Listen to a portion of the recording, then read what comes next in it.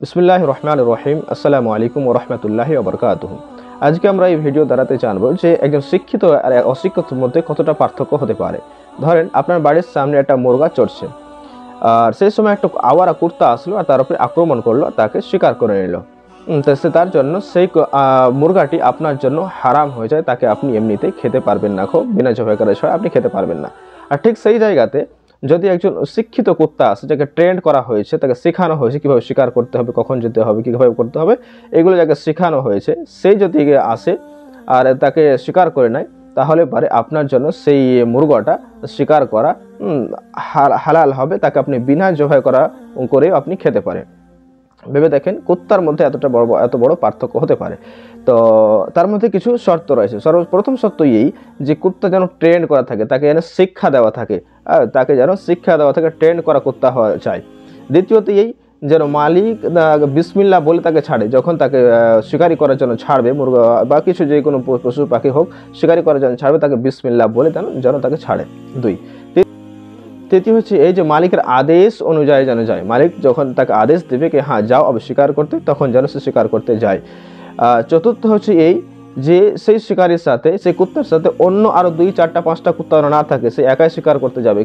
কেননা তাহলে বোঝা যায় যে হ্যাঁ কে শিকার করলো, কার হাতে শিকার হলো, কাকে বিসমিল্লাহ বলেছিলাম, কাকে বলেছিলাম না, এর পার্থক্যটা বোঝা যায়।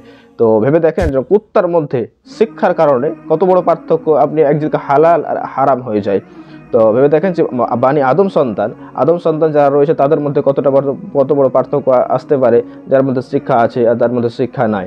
তাই ইমাম আহমদ রাহিমাহুল্লাহ বলেন যে শিক্ষা অর্জন করা এবং শিখানো অন্য কাউকে জিহাদ থেকে বেশি উত্তম। দ্বিতীয়ত বলেন কি যে সোনা চাঁদি সাদকা করা থেকে বেশি উত্তম কি শিক্ষা জ্ঞান অর্জন করা। রাত জেগে কিয়ামুল লাইল করা থেকে বেশি উত্তম ভালো যে শিক্ষা জ্ঞান অর্জন করানো। কেন? যে শিক্ষার দিকেই আপনি সব কিছু জানতে পারবেন, যে নামাজ কীভাবে পড়তে হবে, আপনাকে মানুষের চলতে কীভাবে হবে, আপনাকে দিন কীভাবে শিখতে হবে, রোজা কীভাবে রাখতে হবে, আপনাকে কি বলছে, অথচ আপনি যে রাত্রে হামবিস্তারি করেন, স্বামী স্ত্রীর মধ্যে যে মিলন হয়, সেই মিলনকেও আপনি শিক্ষা থেকে জানতে পারবেন, জ্ঞান থেকে জানতে পারবেন যে কীভাবে করতে হবে সেটা। এবং কি ওয়াজিব গোসল, যেটা আপনি মিলামিশার পরে যে আপনি গোসল করবেন, সেই গোসল যে করতে হবে, তার মতো শিক্ষার মধ্যে রয়েছে কি আপনি না চান কি হ্যাঁ অজু করতে হবে আগে না পরে, না আপনি ডাইরেক্ট গিয়ে আপনি চান করতে লাগলেন।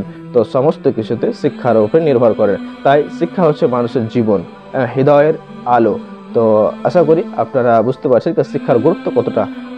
অনেক জায়গায় রাসূল সাল্লাল্লাহু আলাইহি ওয়াসাল্লাম শিক্ষার ব্যাপারে বলেছেন, আল্লাহ রাব্বুল আলামিন কোরআন মাজিদের মধ্যে জায়গায় বলেছেন কি যে হ্যাঁ দেখো, যে জানে না থেকে এক সমান হতে পারে, যে অন্ধকার নয়, যে অন্ধ, যে আলো, যে দেখতে পায় না, তার মধ্যে কি তারা কি এক সমান হতে পারে।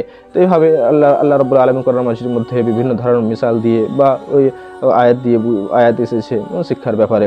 আমাদের সর্বপ্রথম যে ওহী হয়েছে আল্লাহ রাসূল সাল্লাল্লাহু আলাইহি ওয়াসাল্লামের উপরে, ওটা হচ্ছে ইকরা, তুমি পড়ো।